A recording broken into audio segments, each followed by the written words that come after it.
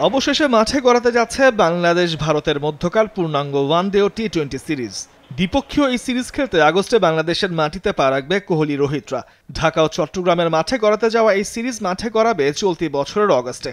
মঙ্গলবার এই সফরসূচি নিশ্চিত করেছে বাংলাদেশ ক্রিকেট বোর্ড।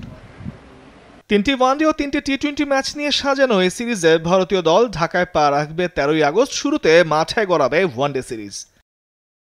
17ই আগস্ট মিরপুরের হোম অফ ক্রিকেটে মাঠে গড়াবে সিরিজের প্রথম ওয়ানডে। 3 দিন পর সিরিজের দ্বিতীয় ওয়ানডে খেলে ঢাকা পর্ব শেষ করবে দুই দল।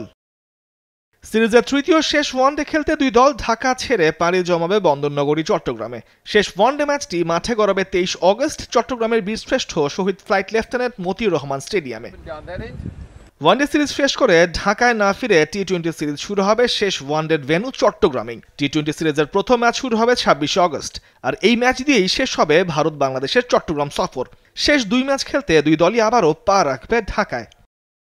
মিরপুরের হোম অফ ক্রিকেটে মাঠে গড়াবে সিরিজের বাকি দুই টি-20 ম্যাচ।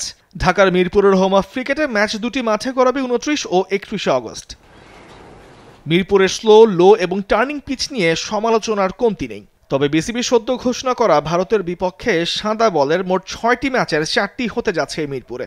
এখন দেখার অপেক্ষা ক্রিকেটারদের চাওয়ার বিপরীতে ভারত বোধে আবারও সেই লো, স্লো এবং টার্নিং উইকেটের পথে হাঁটা, নাকি স্পোর্টিং উইকেটে সমানে সমান লড়াই জমিয়ে তুলে নিজেদের ক্রিকেটীয় বাস্তবতার সাক্ষী হবে cricket board. Tamimur Rahman, sports desk, Desh TV.